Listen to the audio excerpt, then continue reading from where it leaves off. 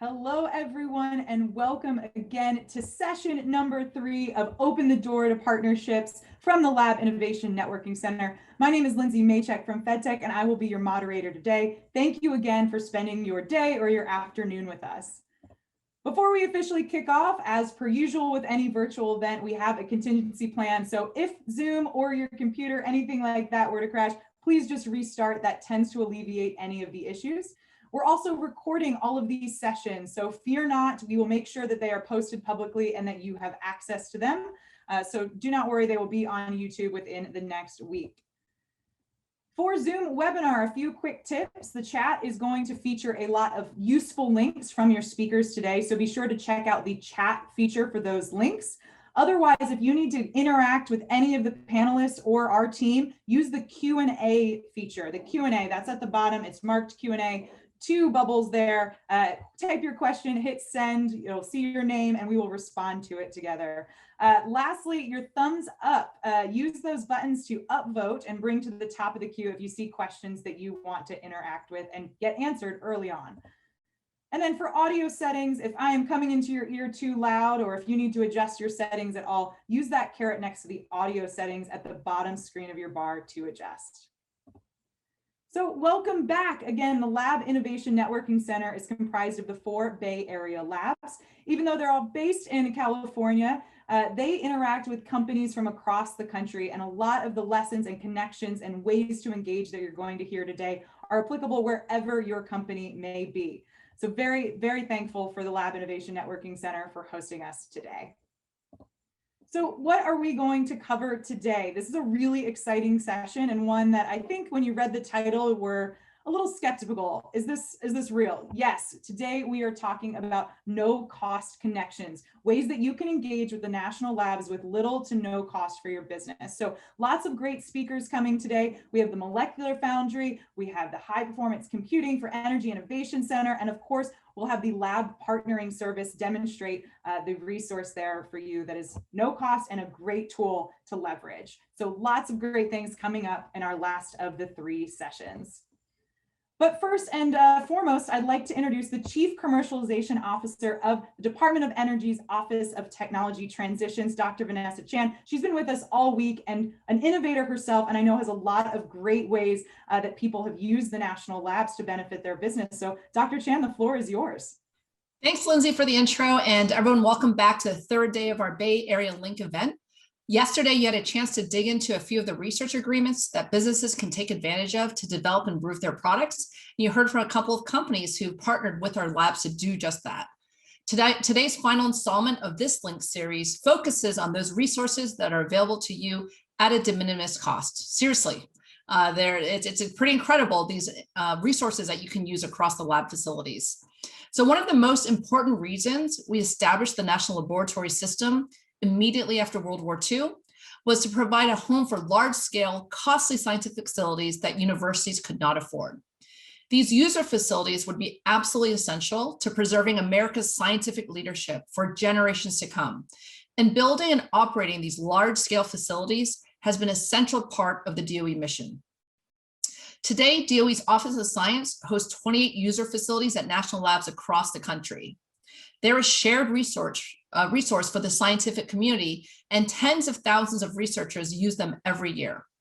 From advanced supercomputers to particle accelerators to specialized locations for nanoscience and genomics, these facilities are the backbone of the United States scientific powerhouse, and they are a critical component of our national economic competitiveness on a fierce global stage. In fact, during my PhD, many of my PhD research friends were using many of the facilities that you're going to hear about today.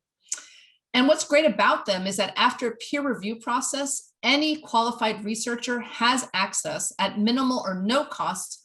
All you have to do is publish, which for all of you researchers out there, you're doing anyway. So they are truly a public good. Now, of course, that's great news, but we recognize that can be a bit intimidating to engage with a national lab. You might not have a clue of where to start or even which lab to reach out to, since we have 17 of them. That may be even why you're here today. So to help facilitate this, my department, DOE's Office of Technology Transitions, has partnered with the national labs to streamline access to these unparalleled resources through our lab partnering service.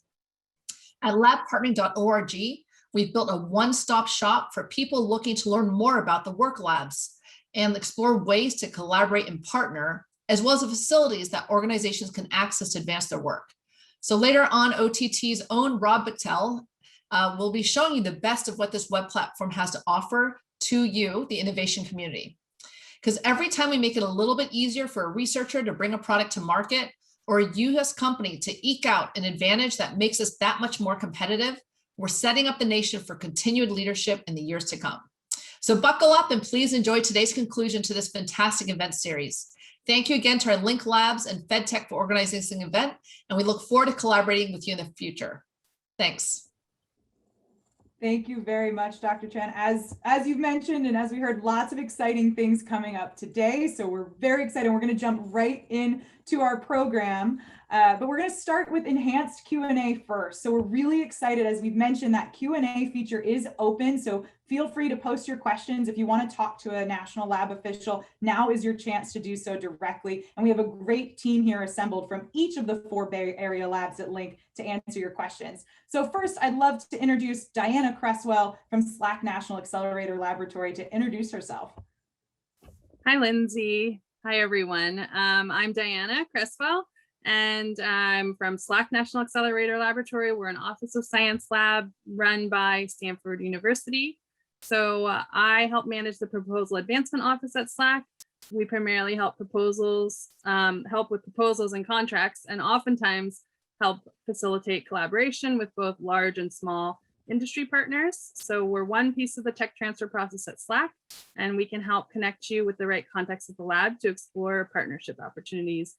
Part of our mission at SLAC is to work with partners to innovate so that the benefits of the lab can continue to advance fundamental science and push the bounds of technology. And in addition to operating and building premier accelerator-based facilities, some of which you'll hear Dr. Mehta talk about later in the session, SLAC is a multi-purpose laboratory conducting R&D in a number of scientific areas.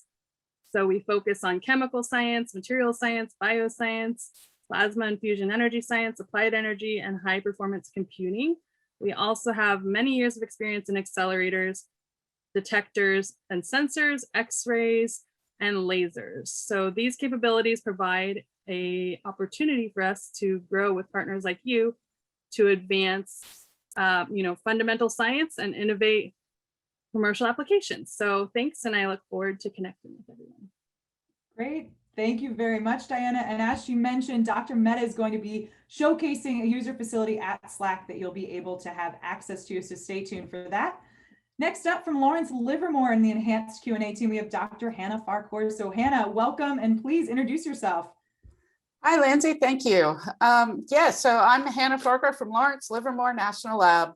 And, I've spent my introduction time talking about the diverse capabilities of the laboratory, but I hope you were able to join us yesterday and hear Alina from Art Violi give you a great snapshot of what a partnership with our lab looks like. It was a great talk. And if you didn't catch it, I hope you get the recording afterwards. We have a long history of these kinds of partnerships, taking the capabilities at the lab and applying them to commercial applications. And today, since it's our last session, I thought I would share in the chat a link to a video for some fun applications. There's a video on 5 surprising things that came out of Lawrence Livermore National Laboratory, and a little hint for you, but go take a look at that video. The mood ring and satellite imagery that powers Google Earth. So I hope you enjoy it, and I'm looking forward to your questions today. Thanks, Lindsay. Yeah, you normally, Hannah, as the moderator, I'm supposed to know everything that's happening throughout the event, and the mood ring is something that I just learned now. So thank you. You're welcome. It could measure your mood. Yeah, no, I need one now, but I would be very happy because I get to introduce Dr. Todd Prey next from Lawrence Berkeley. So Todd, tell us who is behind the keyboard here today answering questions. Yeah, thank you, Lindsay, and hello, everyone. It's really a pleasure to be here this week and kind of help highlight the Bay Area Lab's capabilities. As I've said the past couple of days, our mission at Berkeley Lab is bringing science solutions to the world. And that's not just things we have developed with our own funding, but really helping companies commercialize and launch products and services. So that's a core part of our mission and our focus, like all the other labs. Similar to SLAC, we are a multi-program laboratory with a lot of different capabilities. You'll be hearing today from Brandon Brough from our Molecular Foundry. It's a terrific nanoscale science center that you can access, and he'll tell you all about that. In addition to the Molecular Foundry, we also have the Advanced Light Source Synchrotron. We have the Joint Genome Institute, which was part of the Human Genome Project, and now does a lot of other things, which are really amazing. We also have NERSC, which is our high performance computing center and supercomputing center. So these are all no cost or very low cost resources for you and your companies and your colleagues to access to advance your science and your product development. In addition to those capabilities, I just want to highlight again how we really try and be an engine for innovation in the Bay Area and outside the Bay Area nationally and even internationally with our partnerships. And so my team and I would be happy to work with you to develop user agreements with Brandon and his team, with our other user facilities, or some of the SPP and CRADA agreements like you heard about yesterday from one of our seed stage companies that we've helped advance to hire TRL, Zymochem, and their CEO, Herschel Chakawala. He worked with my old team at the lab when I was still working in the lab. So thanks again, Lindsay and team. I'll look forward to the rest of the presentation. Great, thank you, Todd. And the last, but certainly not least member of our enhanced Q&A team, we have Joel Sikora from Sandia National Laboratories. So Joel, who is the man behind the keyboard when people ask questions today? So thank you. So as you said, Joel Sikora, I work at Sandia National Laboratories. I manage the department at Sandia that is responsible for all of our industry partnerships and all of our licensing and our IP. So any agreement that deals with any kind of industry partner comes through my office. So I'm the one that'll be answering chat today. So a little bit about Sandia National Labs. We are a multi-mission national security laboratory. We have major research responsibilities in nuclear deterrence, global security, defense, energy technologies, and economic competitiveness. We're a rather large lab located in Albuquerque, New Mexico, Livermore, California, Nevada, Hawaii, and a few other places around the country. We are around 14,000 staff members at Sandia, and we have core capabilities in systems engineering and integration, high performance computing, as well as modeling and simulation, extreme environment testing at unique facilities, nanotechnologies, microsystems. We partner with all kinds of types of industries, sizes of companies, from one-person startups to large multinationals, and we've been doing that for more than 3 decades now. And since Hannah sort of threw down the gauntlet on interesting items that have been transitioned from the laboratories, you may or may not know that Sandia, together with one of our commercial partners, has developed a home fertility kit for men. Whoa, okay, Joel, well done. We need to spin this off into a separate very cool things that you didn't know the labs did series. So I'm excited for that potential future endeavor. So stay tuned, we'll work on that. But I want to again highlight our enhanced Q&A team. We have Diana, Hannah, Todd, and Joel. They're going to be the ones answering your Q&A questions. So make sure you hit that button at the bottom of your screen and engage with us directly. But we have a lot of great speakers, so we're going to jump right into the program now. And first, I'd like to introduce our first speaker, the Deputy Director of Berkeley Labs Molecular Foundry, Brandon Brough. Brandon is the Deputy Director and is responsible for the development and implementation of strategies and policies that ensure the efficient and effective support of the Foundry's mission, which a lot of those things, of course, align with your goals as well. So Brandon, please take the stage here, and we're excited to hear more about your user facility. Yeah, thanks so much. And really, this is a great event, and I look forward to interacting with all of you out there and showing off what the Foundry has to offer. So let's see if I can get this to work. There we go. So this is a beautiful picture of the Molecular Foundry perched high above the Bay Area in the Berkeley Hills. And so just a little bit of orientation. We are one of 5 nanoscale science research centers. So there are similar systems and programs at Oak Ridge, Sandia Los Alamos, Brookhaven, and Argonne. So we would love for everyone to come to Berkeley, but of course, we wanted to make sure that you're aware of those resources as well. So first off, what is a nanoscale science research center? Well, nanoscale science Sometimes people think nanotechnology, sometimes people have certain ideas of what that might mean. In general, if you're interested in understanding or working on things that are absurdly small, we're into it. So really don't worry too much about strict definitions of nanoscience or nanotechnology. So those of you who do understand or have a little bit of background in this area, you know that nanoscience spans all types of science: biology, chemistry, physics, engineering, material science. I could go on, right? And so the NSRCs and the Molecular Foundry are really all about trying to put all the tools as well as all the expertise you might need all under one roof. So whether you are interested in using a tool, whether you're interested in just picking our brain, more oftentimes it's a combination of both, we're here to help. So this is the Molecular Foundry from the other side. You will see that we are broken up into 7 distinct technical facilities. This is for various reasons, but really for you guys to really understand what it is that we can offer. And I think that the best way to think about it is that we can make materials in our synthesis facilities, everything from hard to soft materials, bio-inspired materials. We can then characterize them, look at them using any number of various probing microscopes, all sorts of various techniques. We can integrate them in our nanofabrication, our clean room. And of course, we can try to understand them from a theoretical side. We have our own supercomputer and theory group. So again, kind of this one-stop shop for understanding materials, devices, systems, atom by atom, molecule by molecule. And of course, since we are a knowledge-based user facility where we offer more than just tools, I wanted to just do a quick kind of shout out to our wonderful staff. We have roughly 50 full-time researchers on staff that when you become a user of the Foundry, these people essentially join your team.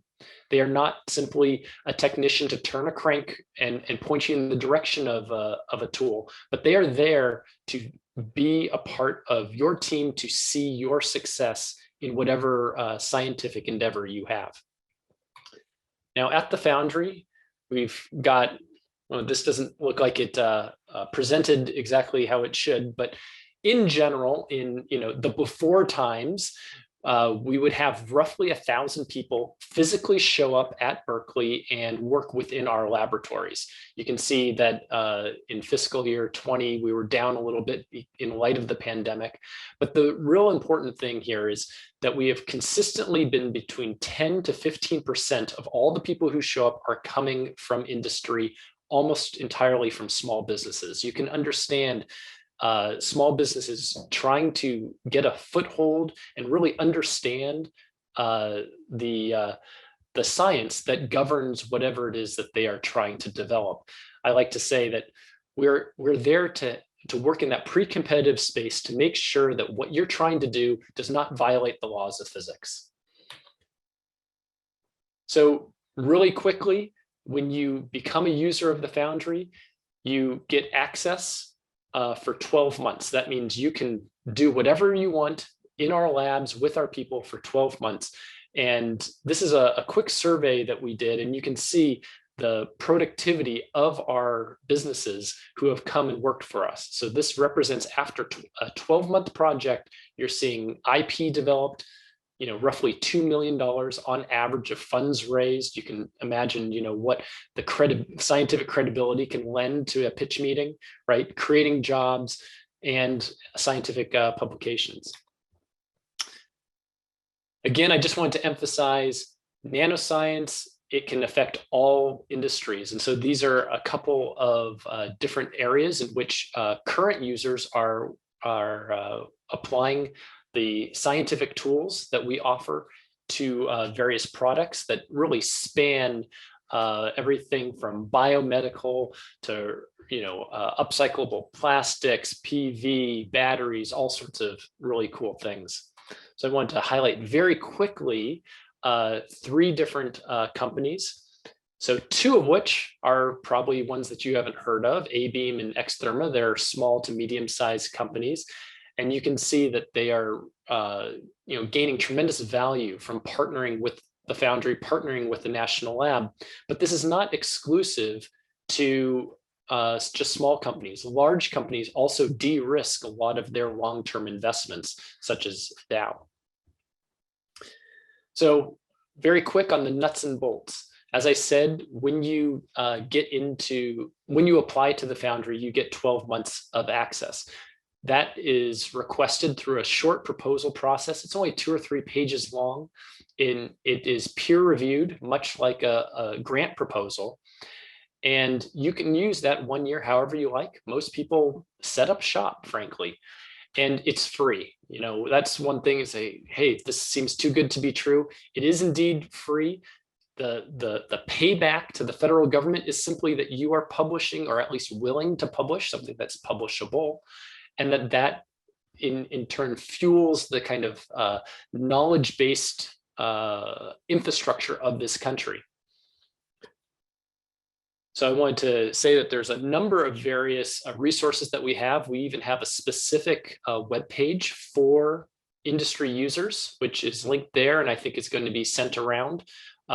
Please do reach out to any one of our scientists, reach out to me if you have any questions. And just leave you with this quote from one of our industry users talking about the significant economic engine that is the molecular foundry to really spur on industry and to really help you achieve whatever goals you might have. So happy to stick around, answer questions, and both in this session as well as afterwards.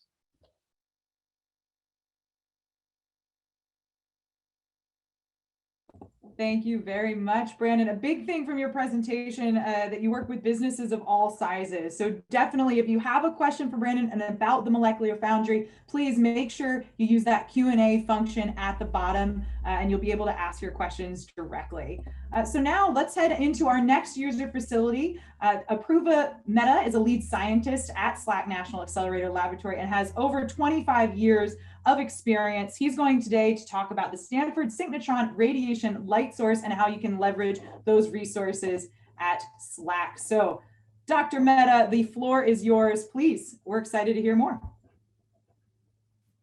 Thank you, Lindsay. Thanks for the introduction. I think it's a great session to be. I think some of the things that Brandon said were also very interesting and applies to across the labs, I think. So I'll sort of hit on some of those points out here. Let's see if I can control my slides.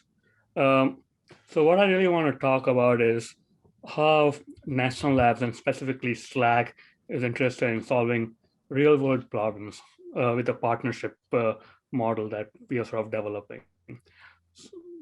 So going forward, I mean, you have heard about various different ways of accessing the lab. I'm going to talk today mostly about the last point, but all the labs have all these different ways of partnering with people from industry and from other academia as well. So let me sort of go straight into this. It's a busy slide, but I want to sort of tell you about 2 different ways of accessing the lab. One is that we have tools and instruments, and you can access them. And as Brandon mentioned, those are free. You write a proposal and you can get access to all of them. Those are, and we help you write the proposals if you need any help with that. But the thing that I really want to talk to you about is we have expertise. Again, something Brandon touched upon. There are scientists out here that help, that do things, and we have expertise in many things at SLAC. We have expertise in batteries and PVs and alloys. We are beginning to do a lot of work on devices. Microelectronics is a big focus up here. Also, we just got a new center for doing quantum devices. So we have a quantum foundry in collaboration with Argonne. So we're doing a lot of that. Energy generation, storage, catalysis. We do a lot of protein crystallography. So we look at viruses, protein structures, drug discovery. So we did a lot of work on looking at COVID-19 protein structures and how they work, what are the mutations that come through that. Geology, environmental remediation. It's an accelerator lab, so we do a lot of things with RF technology, not just accelerators, but things like communication satellites and all of those technologies. We have a large program in doing electrical grid and grid integration and smart grids and controls on that. So all the way from controls to putting devices on the grid that can allow those kind of controls to happen. And then finally, we started an institution on machine learning and artificial intelligence. I'll sort of say very little about that.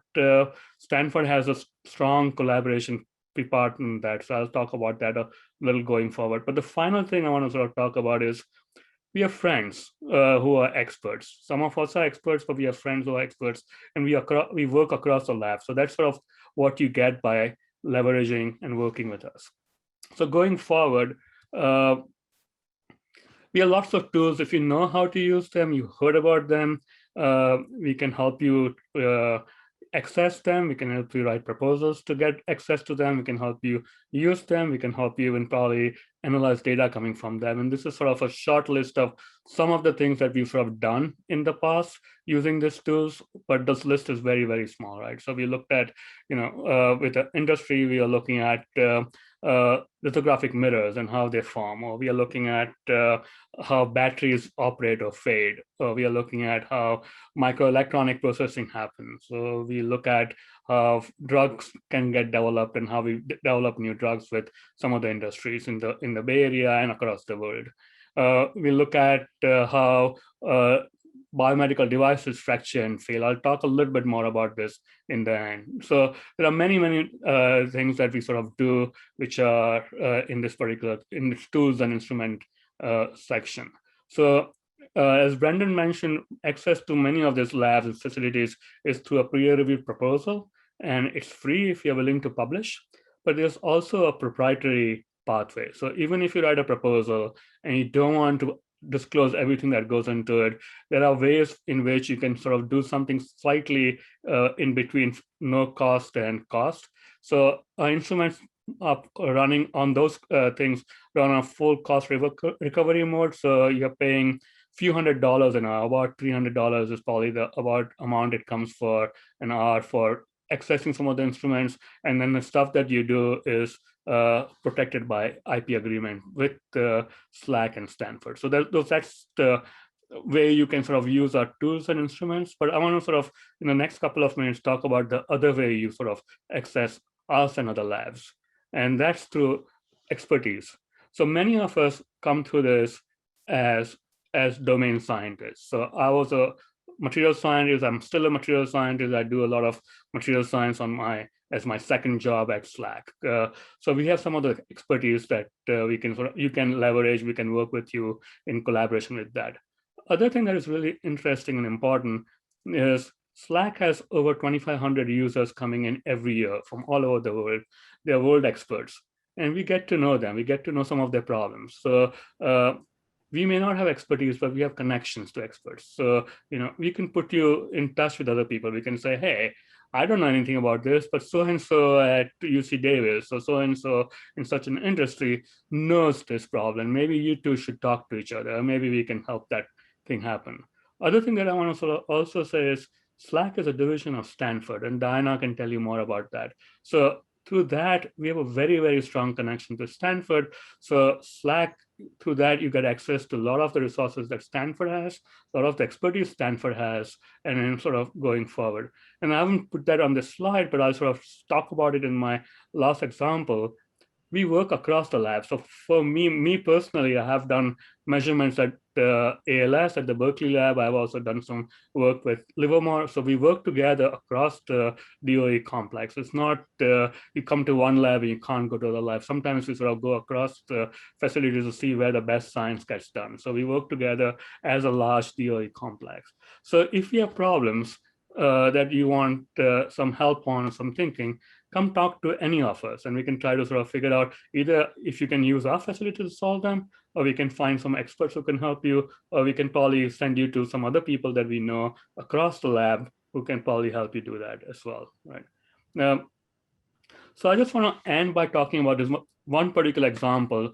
It's a very busy slide. I'll just sort of talk about it very, very quickly. But I want to sort of talk to you about how this kind of collaboration comes across. So starting from the left, this was a company, was part of Johnson & Johnson in those days. They were trying to figure out why biomedical stents fracture in vivo, so in your body. Putting them in is easy. If they break, taking them out is not that easy. It requires a surgery. So how do you figure out how they fail and what can you do about this? I'm not going to go into the science on that, but we sort of work with the company very closely to try to figure out what kind of experiments we can do on that, come up with a strategy that sort of brings up some understanding, and some sort of a strategy that company then eventually took and then redesigned that stance and had a new design philosophy that sort of helped them develop this thing going forward. So it was very exciting for us because we got several graduate students working on this, lots of really interesting publications, but also it was the insight that that came from that allowed the company to actually do something really interesting as well. It also made FDA very happy because FDA now knew why this stands work. So getting regulatory bodies to support some of the things that you are doing, this kind of research becomes really, really important. So this thing started by the CTO of the company coming and talking to us, right? And then we sort of had series of meetings, and then based on that, we started devising feasibility experiments, and then finally full-fledged experiments that we sort of ran. We ran some of them initially in my lab, but then we decided that some of the measurements that we want to do, especially the ones that you see on the right corner, we thought that there was a beamline at ALS, and I had a collaborator that was very good at that. So we actually took these measurements and we did them at ALS. So this combination of different labs, different instruments across the complex is sort of how we managed to solve this problem. And so this is really fun. It's fun for us as well, because I learned a lot about cardiovascular stents and what really happens in a body. So I want to stop there and sort of say that this is just a short list of the companies that have sort of used our facility over the last year and a half. You can notice that the second company, we haven't disclosed the name, and we sort of work on that kind of thing. I want to let you know that, if you come and work with us on a no-cost basis, still, if you want to protect your identity or protect that what you're doing with us, we have mechanisms for doing some of that. So I'll end there, and thank you for the time and for listening to me. Thanks. Yes, thank you, Apruva. We appreciate it. And of course, you'll be sticking around to answer some Q&A. And Diana from SLAC is also answering that Q&A. So thank you for presenting. And now we're going to shift gears slightly outside of the user facility and into a really great innovative program. And I'd like to introduce the director of that, Robin Miles. She's the director of the High Performance Computing for Energy Innovation. Robin, please take it away and tell us more about your really exciting program. All right, thank you. Yes, I'm Robin Miles. I'm the director of the HPC for Energy Innovation Program. That's a program which is sponsored by the Offices of Energy, the Advanced Manufacturing Office of the Energy Efficiency and Renewable Energy Office is the main sponsor for HPC for Manufacturing, and the Office of Fossil Energy is the main sponsor for HPC for Materials. This is a program that uses the high performance computing capabilities at the laboratory to help you in industry with your problems, to help in the overall to save energy and develop energy products.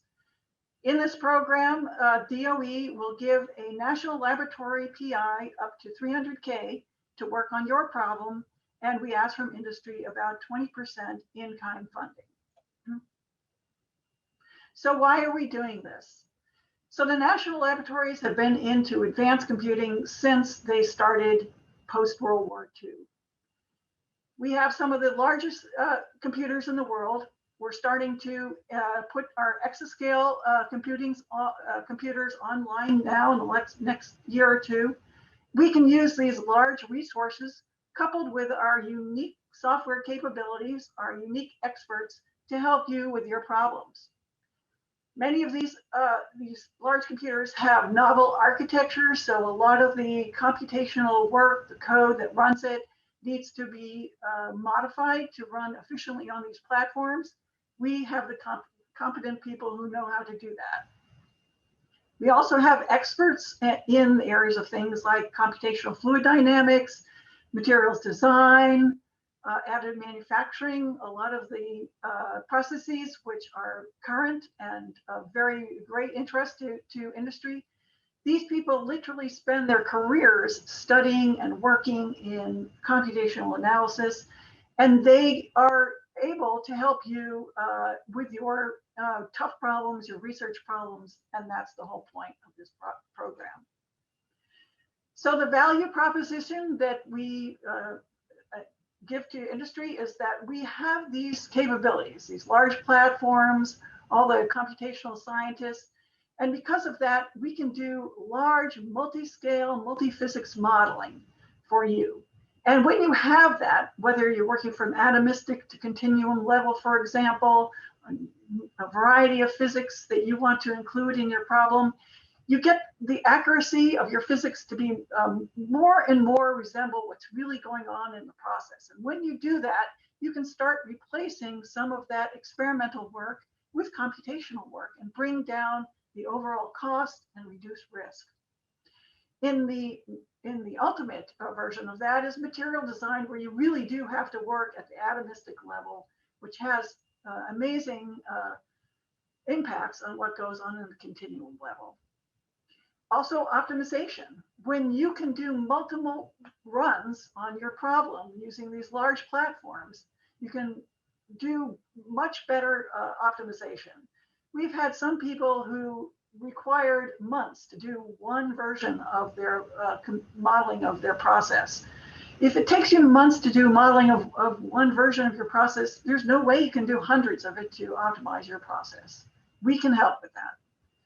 The ultimate part of that is to use all those simulations that you do on our platforms and put it into a machine learning neural net. And you can then produce a reduced order model, which you can then transport to a smaller platform and do faster runs that emulate the big physics that you do on a large platform. And I'll show you an example of that as we go along.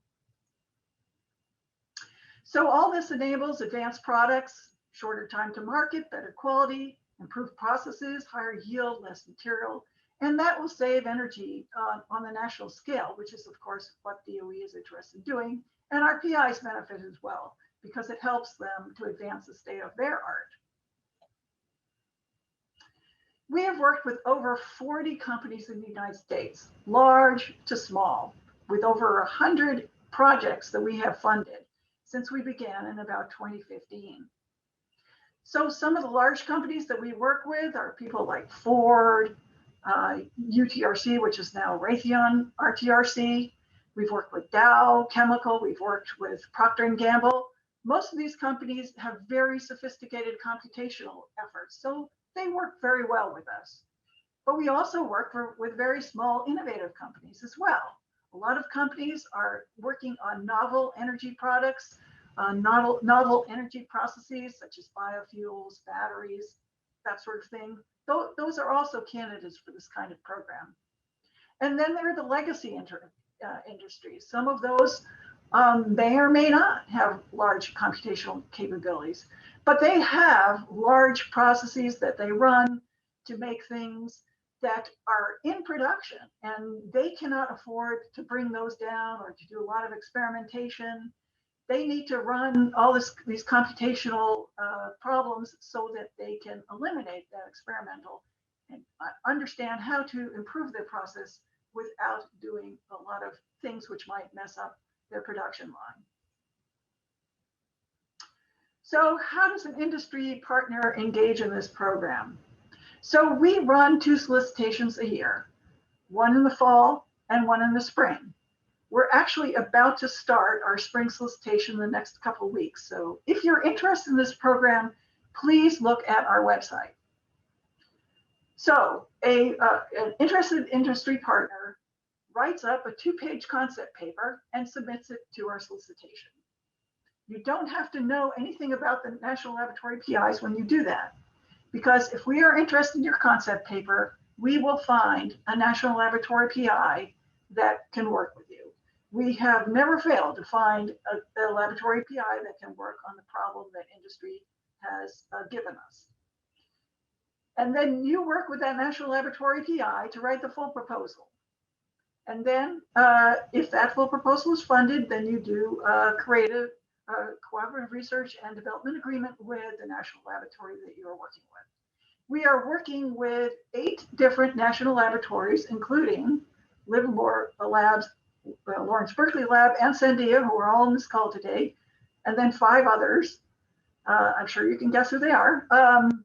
All that information is on the web, so we have access to a lot of different people across the DOE complex. Again, DOE will pay the National Laboratory researcher up to $300K to work on your problem, and we ask for in-kind participation from you. So a couple of examples on this here's one where we actually did some machine learning work. This is with Vic Castillo at Livermore Labs. This is our first machine learning problem that we did. And he was working with a company here in California that melted glass for things like plate glass. And their problem was that they have very limited ability to put instruments inside their glass furnace because it's very corrosive, it's very high temperature. So when their process went out of control and they were making a lot of scrap, what they would do is they would run a computational fluid dynamics code that they would then figure out what the new set points should be for this glass furnace. That was taking roughly a week. So they were sitting there with about a week's worth of scrap being produced. We did a number of runs, put that into a neural net, which created a reduced order emulation of the CFD code, which you could now run on a laptop in about 2 minutes. So that allows them to put this into a real-time process control loop. A second example is where we look at nickel-based alloys, which are used in very high temperature corrosive environments. This work is being done by Brandon Wood here at Livermore Labs. And this is for fossil energy. So fossil energy has a problem that their coal plants, their natural gas turbines all have very high temperature corrosive environments. And they need to understand how to mitigate corrosion. So Brandon has done a lot of atomistic work here, which looks at corrosion issues, reactions, and diffusions, and so that he can, with the company, create new alloys. If you're interested in participating in the program, here are the links. You can just Google HBC for Energy Innovation and you will find it. Thank you. Thank you very much, Robin. You see the links right there on your screen, and we of course will have them in your resource guide that we will put in the chat in just a minute. So again, thank you so much, Robin, and check out those links and use that Q&A. We're going to be online here answering your questions. We have one last presentation today that we're really excited about, and that of course is the Lab Partnering Service. I'm thrilled to introduce Rob, who's going to walk us through how you can best leverage this really great resource from the DOE. So Rob, please welcome you to the stage, a virtual round of applause. And please tell us more about the Lab Partnering Service. So I'm batting cleanup. I hope you're all still engaged and interested because this is what we're going to do. We're going to walk through this sucker using 34-year-old technology, also known as PowerPoint, from the leading innovators in the world. So here we go, folks. Let's talk about what we have. Lab Partnering Services. We don't care about my head pictures. Let's skip that. Can we get into the PowerPoint? There we go. Lab Partnering Service, a lovely title slide. It is one of many, many crucial programs that come out of the Office of Technology Transitions at the Department of Energy. The OTT, as it's called in short, brings many capabilities, lots of brilliant people working in the office to help assist people connect with the national labs and the innovations that they develop and deploy. So we often talk about 17 national labs. In case of Lab Partnering Services, we certainly have our number a little bit higher at 21. And I think that's a huge disservice to the many thousands of experts and hundreds of facilities that these labs provide. I think saying 17 or even 21 is wholly diminutive of what these world-class innovators bring. So let's talk about what they do bring and how incredibly capable they are. Lab Partnering Service was built many, many years ago. It is the latest version of a website designed to bring you in direct connection with the labs, the experts, facilities, technologies, and patents or innovations. potentially licensable. So you have many, many different kinds of connections you can make with them. We have 340 plus different success stories online of the ways that the national labs have worked with external partners. So you can read those and see, oh, they did this. This is kind of the way I did it or not. So you can rock and roll through that. But what LPS does, or Lab Partnering Service does, is it makes it possible for you essentially to find a right match, to make a match with the type of person or the type of expert that you want to, at the lab that you think you can work best with, working in the facility or multiple facilities that could serve your purposes best. So in some way, Lab Partnering Service is a dating site. And in fact, when we did create the website, I went out and did a great deal of research on online dating apps. So I do, in fact, have a profile on Tinder. I'm happily married 20 years.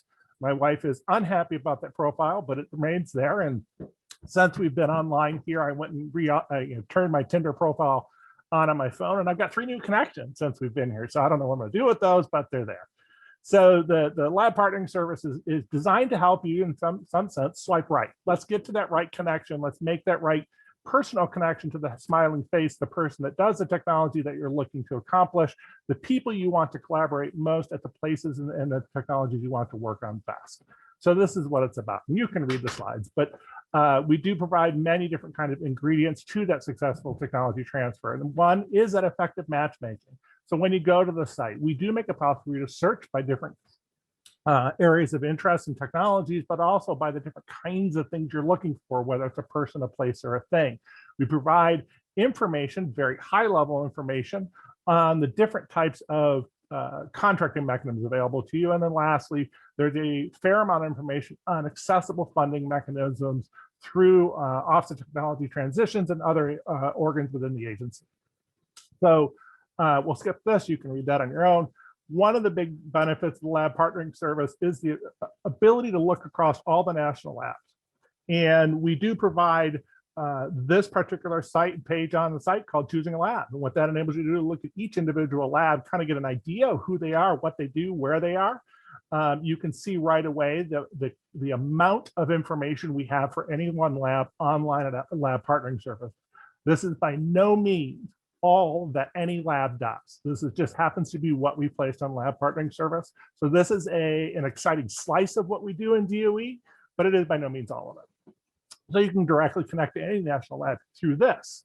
But even further, say you want to find that right person that you want to talk to, and you can go ahead and talk to somebody at a specific national lab, maybe somebody at Ames Laboratory about Critical Materials Institute. And so you could reach out and talk to Grant Johnson about his capabilities around whatever the technology is, right? Materials failure rate or whatever that is. And so you can go ahead and click that Ask Me button. That enables you to directly ask him a question. That question goes through their tech transfer office into him. So you can reach out and talk to these people. What does that cost you? Nothing. It's free to use anytime, any day. So like Tinder, we can reach out, but I give you more information than Tinder because Tinder makes you pay for it to find out who your matches are. This is all free. So you can do this and you can refine your search, not just globally for experts, but you can do it by technology area or technology category. So that's important. So everybody in here is tagged with regard to their biographic information, their research capabilities, or their interest within that innovation field. And so we want to make it possible for you to reach out and touch them and talk to them with good questions and get good answers from that national lab quickly. Additionally, we provide the ability for you to look at the facility. So every facility that we've talked about today here, from the molecular foundry to the high computing innovation center, all those are on Lab Partnering Service. If you don't want to reach out to any of the connections that they've brought up in their presentations prior, you can do it through Lab Partnering Service. There's a form right there. Fill it out, click connect, and boom, your message is sent to the tech transfer office, and Joel Sikora will get that sucker and he'll answer it, because that's what we do. This site is designed to get you there fast. We've tried to lower the bar of fear so that you are not afraid to get in and engage with the people and talk to the national labs. This is a big deal. Okay, so the technology summary search. Lab Partnering Service has a whole lot of technology summaries online, crossing a whole bunch of different technology areas from, as you can see here, COVID-19, biomanufacturing, artificial intelligence, I've seen some questions about space technologies. Guess what? We did the intersection of space and energy sciences. You can go to space.labpartnering.org and you can find those. That's where the experts are. That's where the facilities are. That's where the technology summaries are. They're there. You want to do it for biomanufacturing? Bioman.labpartnering.org. You want to do it for COVID-19? COVID-19.labpartnering.org. And guess what? If you're afraid you're going to get wet due to rising climate or rising water from the climate changes, climate.labpartnering.org will get you to the climate site we've built, which does an intersection of those technologies, that facet of interest, climate technologies, with the DOE energy sciences and every single national lab, every single expert and facility we have online, including technology summaries. So it's important to you to remember, you can look at this from a bunch of different points of view. And the whole idea is for us to get you there, talking to them quickly and efficiently so that you can carry on a conversation with the national lab very quickly and don't have to worry about headquarters getting involved from the get-go. So this is about the labs for the labs. The lab partnering service also provides these success stories. I mentioned that. So 340 plus different success stories. And they're going to talk to you about different ways every national lab has been successful in partnering with external partners. These are very, very helpful in making you a smarter person and understanding, how could I do this? Who's done this before? What kind of company has done this before? You can read through these and see the types of technologies. So don't forget to take a look at these. These are important to see what's happened already. Okay, the visual patent search. Guess what? DOE has a lot of patents online. There's approximately 40,000 patents and patent applications available to you in this application here, Visual Patent Search, which is reachable through labpartneringservice.org. So on here, you'll find the patents and innovations from the Department of Energy. You'll find the patents and innovation from NASA. You'll find the patents and innovations now from Department of Homeland Security. All of those are online in this application. So we have three massive agencies, right? The intersection of energy sciences, space sciences, and Homeland Security sciences, if that's what you want to call it. So the goal there, though, is to make it possible to find those innovations that provide patents, and you can see where in the case of the Department of Energy, what we have available for you to access. All of those patent documents are available to be able to be read online, as you see here in a very little brief statement, but you can click through to something much more in depth. You can go through to the USPTO's document. You can go to Lab Partnering Service for a different format of it, and you can even go to Google's patent content, which is pretty robust and pretty useful. So there's a lot of ways to read that content in the end. And ultimately, if you go through the Lab Partnering Service version of it, we provide you with direct connections right to that national lab. So again, the goal is to get you there fast and easy and have you had that conversation. So that's the Visual Patent Search. And what you're seeing here is a newer version of it. So if you find a mistake in here, by all means, tell me. It's only been live for about 2 weeks, but it is very, very powerful and I highly recommend it. So how to partner. I mentioned at the top that we talked a little bit about the different kinds of national labs and their different kinds of partnering mechanisms. Every national lab does this a little bit different. There isn't a standard agreement, a standard way, a standard word used across every single national lab. But that's for all the right reasons, right? We want to protect every person, place, and thing so that no one's put in a position of jeopardy. So we do provide you with an opportunity to look at a high-end, high-level view of those partnering mechanisms. And there's a little bit, if you click on any of the buttons that you see in front of you for strategic partnering or agreements for commercialization technology, and there's about another half a dozen beneath there. If you click on them, it'll give you a little bit more information on there, and we can certainly talk to you from OTT. This is an instance where you might want to do that about what they are. The other thing you see in this slide is Solutions Exchange. If the connection buttons or the connect button, the talk to me buttons on Lab Partnering Service do not provide you with enough room to enter in all the kind of information you want to enter, I would recommend using Solution Exchange option. It's a different mechanism. So what you do there is you launch the Solution Exchange. It is essentially a large form submit, but you are given the opportunity to enter a lot more detail about your project, your problem, your innovation that you want to talk to. That solution is then submitted to the Office of Tech Transitions, where the business development experts at OTT would then take a look at it and work with you to find the right lab.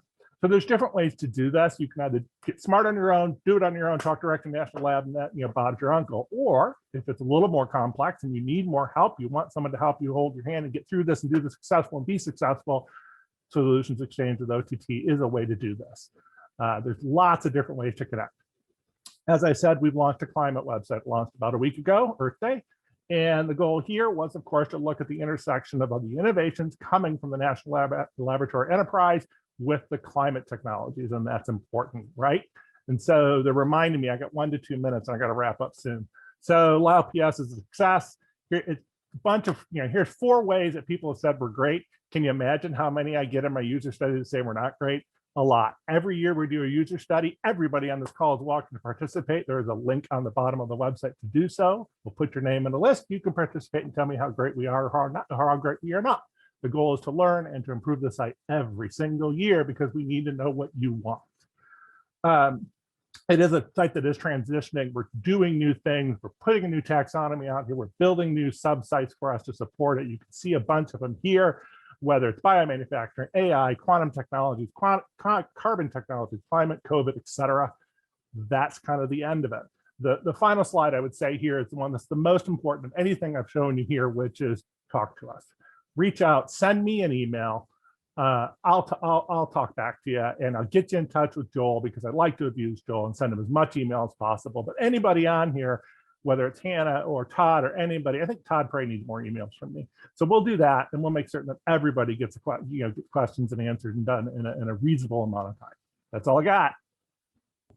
Awesome. Thank you so much, Rob. We really appreciate it. I did not personally expect to hear about mood rings and male fertility and Tinder all in one link event, but here we are. So I'm thankful for it and thankful for you to present. Again, lab partnering service. We'll put that into the chat for everybody. So one quick thing, make sure you fill out the survey. That link is in the chat now. Fill that out because we want to know what topic you want next. So if you heard something today or you have other things that you want to know about engaging with national labs, please fill out that survey. It only takes about 2 minutes of time. We want to hear from you about what we can cover next and demystify.